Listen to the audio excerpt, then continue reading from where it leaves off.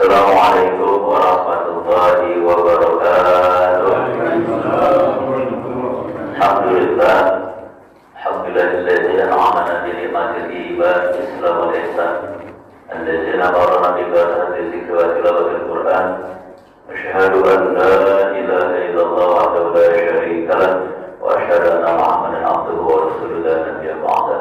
Allahumma shalli ala sayyidina Muhammad wa ala ali sayyidina Muhammad. Allahu ta'ala fil Qur'anil Karim wa wasafal qadilin. A'udzu billahi minasy syaithanir rajim. Bismillahirrahmanirrahim. Ya ayyuhalladzina amanu taqullaha haqqa tuqatih wa la tamutunna illa wa antum muslimun.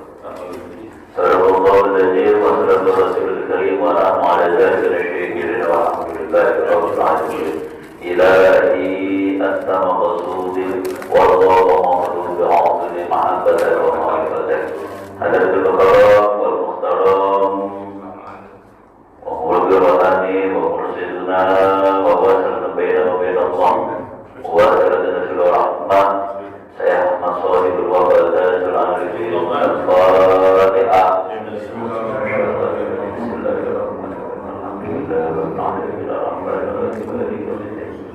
إياك نعبد وإياك نستعين صراط المستقيم صراط الذين أنعمت عليهم.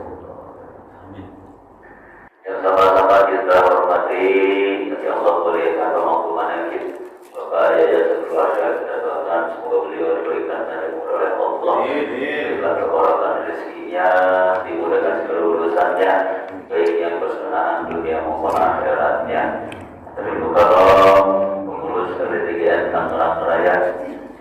Tolong Bapak bisa selamat, Bapak Jentis, Bapak Samsuri dan sohib saya, guru saya di sini ada Ustaz Muhammad Ridwan San. Alhamdulillah, semakin hari beliau semakin eksis untuk menjalankan, mengamalkan dan melestarikan Thariqah Qadran Ribadiyah di lingkungan Tangerang Raya maupun di luar Tangerang Raya. Seluruh ikhwan akhwat rahimahumullah, semoga dengan hadirnya kita di musola ini, musola Nurul Jannah di perumahan Aris Residen, kita doakan semua yang hadir di sini, semoga Allah berikan keberkahan rezeki, Allah berikan panjang umur, Allah memudahkan segala urusan kita, dan semoga kelak kita menjadi manusia yang usul kepada Allah Subhanahu wa Ta'ala. Hadirin sekalian, seluruh para pengurus baik yang ada di musola ini, musola Nurul Jannah, keluarganya beserta jajarannya, kita doakan semoga istiqomah untuk mensiarkan Islam, selalu istiqomah untuk dakwah dimanapun berada di lingkungan ini. Semoga musolanya tetap hidup dan tetap terang benderang. Hadirin wa hadirat rahimakumullah. Ini masih masuk ke bulan Syawal, yaitu bertepatan dengan tanggal 17 Syawal. Maka saya pribadi mengucapkan taqabbalallahu minkum taqabbal ya karim, siyaran wa siyamakum minal azizin wal fazizin. Mohon maaf lahir dan batin apabila bertemu dengan saya ada ucapan saya tingkah laku saya tidak berkenan melakukan itu yang sebesar-besarnya. Selanjutnya kita sering mendengarkan bahasa yang kita sering dengar adalah halal bihalal. Ini bahasa halal bihalal ini cuma ada di Indonesia. Kita lihat di luar negeri, di Arab Saudi maupun di manapun di luar negeri sana tidak ada bahasa halal bihalal. Sejarahnya yang saya tahu dulu ketika zamannya Presiden Soekarno, Indonesia ini sedang panas-pamanasnya politik. Maka ada usulan dari salah satu kiai, yaitu Kiai Hasan Pokok, Kiai Ridwan. Ya, Kiai beliau memberikan usulan kepada Presiden untuk mengadakan setelah Idul Fitri kita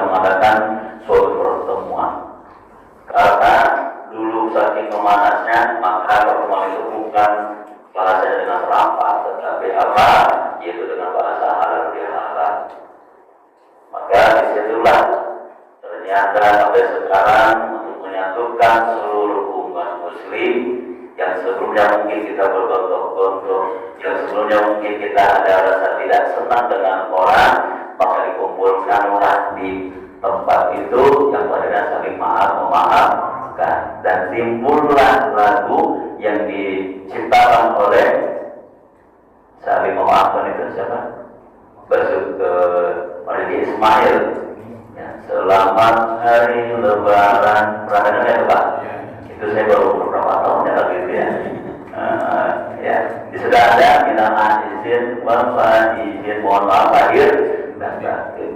Padahal arti dari minta izin, mohon maaf izin itu bukan mohon maaf lahir dan batin. Karena beliau seorang penyair, seorang musisi, membuat syair, belakangnya harus n, maka minta izin, wal izin dilanjut mohon maaf lahir dan batin, ketemu tuh hurufnya. Padahal ini adalah suatu doa. Taqabbalallah. Mudah-mudahan kita oleh Allah diterima. Apa yang diterima? Siyamana wa siyamakum, yaitu puasa kita yang sebulan kemarin, mudah-mudahan diterima oleh Allah Subhanahu wa ta'ala. Kalau dilanjut minal izin wal izin, dan semoga kita kembali ke dalam fitrahnya Allah. Wal izin, dan kembali mendapatkan suatu kemenangan. Maka di dalam Idul Fitri itu ada dua makna. Ada yang dinamakan dengan futur. Apa itu futur? Id artinya kembali. Futur itu kembalinya kita seperti makan pagi. Yang dulu kemarin bulan puasa kita siang hari nggak bisa makan seperti ini. Ustaz Ridwan nggak bisa merokok siang-siang. Padahal halal ya. Tetapi karena bulan puasa itu tidak boleh. Ya, maka setelah Ramadan, ya kan, Idul Fitri kembali lagi kepada makanan kita. Ya, apa maknanya? Itu mendisiplinkan kita bahwasannya, ya, ketika kita boleh makan di bulan puasa nanti pada waktunya. Tempe halal nanti habis maghrib. Kolak halal nanti habis maghrib. Istri halal masuk kalau tidak ada dong. Ibarat alat rahimahullah, itulah yang pertama. Jadi kurikulum di bulan puasa kemarin kita melatih diri kita untuk disiplin. Apa yang telah kita lakukan di bulan Ramadan kemarin, baik itu tilawatul Quran, qiyamul lailnya, itu mendisiplinkan kita agar nanti pasca Ramadan kita kembali lagi pada fitrahnya kita. Maka yang kedua, diartikan Idul Fitri itu apa? Fitrah. Ya. Kita mau itu juga doa fitrah. Kita kembali lagi kepada bayi yang baru dilahirkan, ya, dalam keadaan suci. Maka iblis laknatullah dalam kitab Tauratun Nasir dijelaskan, inna iblisa laknatullah yaki. Sesungguhnya iblis itu sedih. Sedih apa? Ditanya oleh para pasukannya, wahai raja iblis, kenapa kau bersedih? Aku bersedih karena apa? Karena umatnya Rasul, hambanya Allah, iya di malam ini diampuni oleh Allah dari segala dosa. Di dua id, malam Idul Fitri maupun Idul Adha. Maka iblis memerintahkan kepada prajuritnya, wahai prajuritku, bodohlah mereka. Ditanya lagi dengan apa, wahai raja? Bila jati, dengan kesenangan dasar. Kita di masjid, kita di musola, ya kan, kita mengembangkan takbir, tahdir, tahmid yang kita ucapkan, Allahu Akbar, Allahu Akbar. Alih-alih kita takbir di luar, naik motor, naik mobil, dan aman, ya kan? Tapi kebanyakan kira-kira kalau kita seperti itu, yang lain di masjid di musola kita keluar, di saat kita takbir tambah, ya kan? Masuk petasannya, kan? Pas dilihat di jalan, ya kan? Ridwan mau saya ke sini dari RU ke sini naik motor, juga mau betul lihat perempuan, ya kan BMW senangnya, Luna dan senangnya beli motor. Niatnya mau takbiran ke sini di jalan, ya kan, tetapi apa yang didapat? Kesenangan, ya kan. Inilah iblis memerintahkan kepada anak buahnya. Dan pasca Idul Fitri, makanya lihat, mohon maaf, saya pribadi ya senang dengan namanya jalan-jalan karena niatan dulu tadabbur alam. Ketika melihat keindahannya alam, kekuasaannya Allah, kemudian kita mengucapkan alhamdulillah, masya Allah, Allah ciptakan lautan yang begitu sempurna, Allah ciptakan gunung-gunung yang begitu sempurna, menjadi diri kita itu taqwa dekat kepada Allah. Tetapi apa yang kita lakukan, ya kan? Alih-alih kita mentadabbur alam, pas azan zuhur, bukan sholat. Walaupun Islam itu hasil dipermudah, kebelah nanti aja ada sholat asar jamaah akhir aja. Ada asar di jalan, nggak boleh sholat asar di jalan saja. Nggak boleh. Di mana bisa? Tiada di jalan ya nggak boleh. Masuk sholat ayat penuh, ada yang macet di jalan.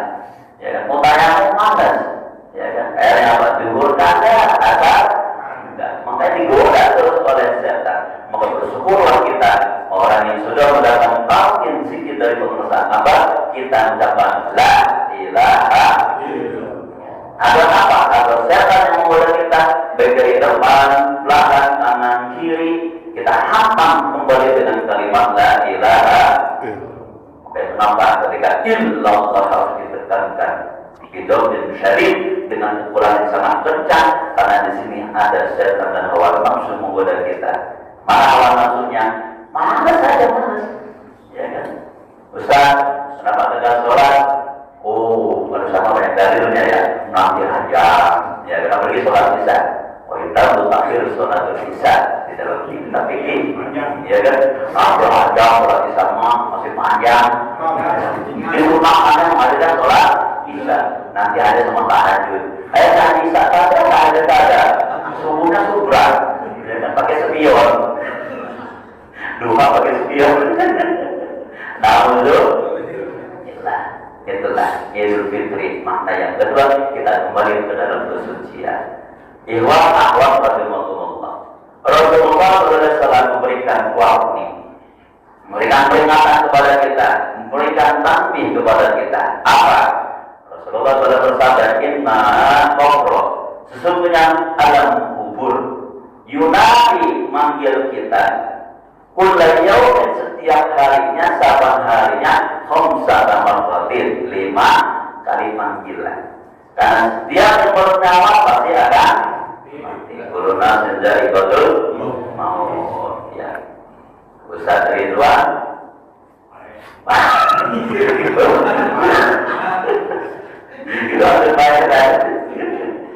orang kaya mati, orang miskin, raja-raja baik, udah repot, udah lagi sorangan, karena kubur sorangan, ya. Bohong seorang istri atau seorang suami ngomong saya cinta mati setia pada dirimu, keren lah. Ketika istri meninggal lahir saja, sehari 2 hari 3 hari kita nangis. Amin lagi.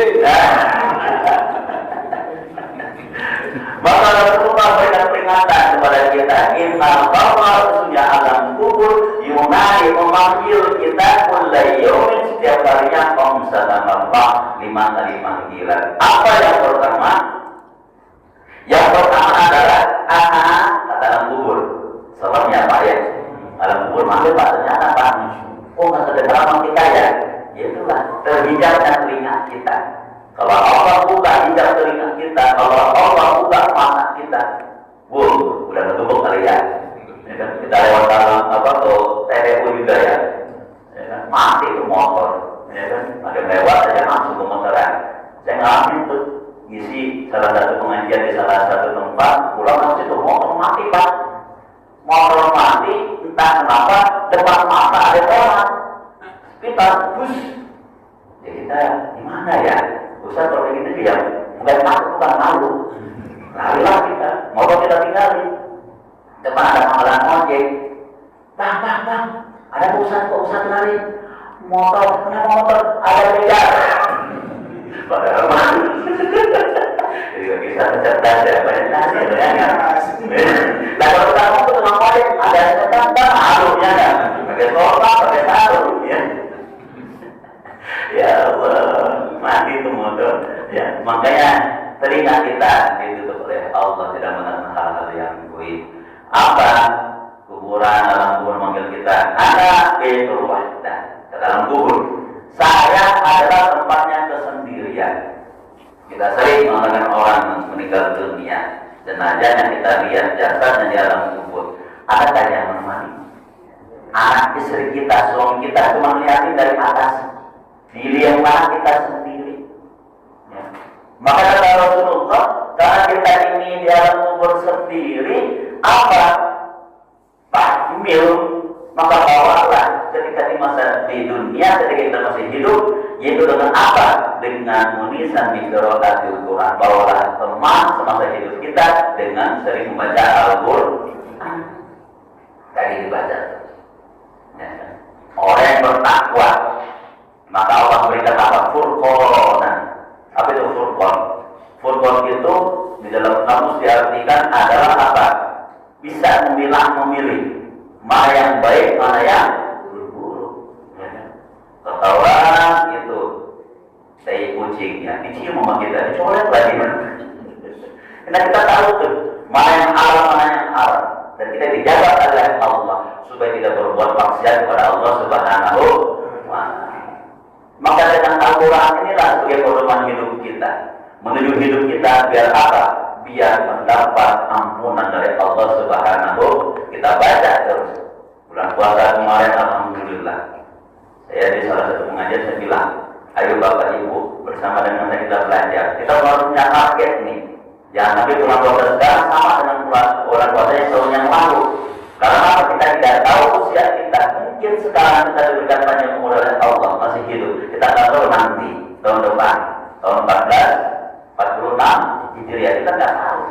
Maka jangan disia-siakan waktu kita yang Allah berikan kepada kita. Bacalah Al-Quran. Al-Quran ada 30 juz. Kita bagi sehari misalkan, ambil 5 juz kita hatam, 5 kali, ya kan? 5 kali kita baca 1 juz dalam satu waktu. Pada zuhur 1 juz, pada asar 1 juz, maghrib nggak mungkin, ya Pak ya? Apalagi dalam sepadan. Ya kan, saya ngisi pengajian di Tamar itu sekalian bukber. Ya kan, itu masalah marketnya Pak. Tukang dagang berkata ya. Itu namanya tukang dagang Pak. Dulu mah kata di bulan sekarang ada yang jualan. Yang kolong, gorengan, sampai bertanya bulan puasa itu biji sawah bisa jadi empuk. Betul nggak Pak? Aneh tuh. Ya, sekarang biji sawah berapa Pak? Akan berapa itu?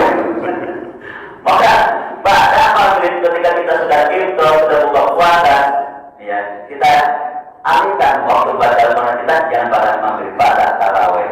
Kita baca lagi 1 juz, syukur-syukur bisa 2 juz. Jadi dalam satu hari kita baca 5 juz. Berarti kalau 30 dibagi 5 berapa hatam kita? Seminggu ya, ambillah seminggu. Berarti dalam puasa kita 1 bulan kita berapa kali hatam? 4 kali. Insya berapa kali Pak kita hatam kemarin? Alhamdulillah Pak ya. Ya alhamdulillah aja udah ya. Ya mudah-mudahan kalau kita bisa lagi ya. Gitu. Walaupun Ustaz saya cuma dapat 5 juz, jatuh. Sehari agak berapa hari setahun. Ya nggak apa-apa. Jadi kita sudah berusaha. Itulah teman kita nanti di alam kubur. Itu orang yang sering baca Al-Quran. Nah, yang kedua, anak baitul zulam. Kata Rasulullah, alam kubur itu memanggil kita, ini tempatnya apa? Tempatnya kegelapan. Kira-kira di dalam kubur, ibu lihat di yang atas nanti, ya, terang kan? Ada lampu kan? Atau kita bikinan di situ nanti pakai lampu tembak kan? Ambil dari situ dari atas. Ya, kita lihat saya sering ketika almarhumah ibu saya anak saya meninggal, saya masukkan ke dalam liang lahat ya Allah. Ditiban pakai tanah, ternyata gelap gulita. Maka apa kata Rasulullah?